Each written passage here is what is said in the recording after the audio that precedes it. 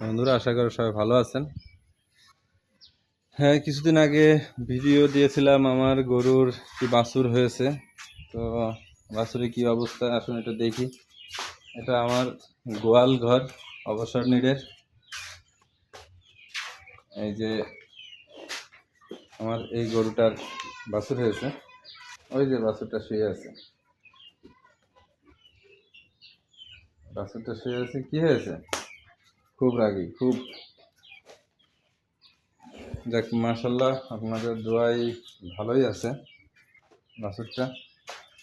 বেশ হাঁটছে, খেলছে, জ্বলছে।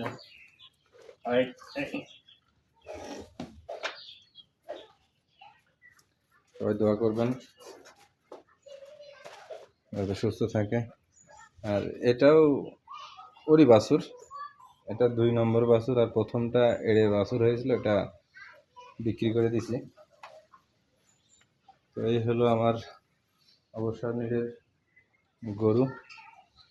এখন বর্তমান এটাও বকনা, এটাও বকনা, এটাও গাই।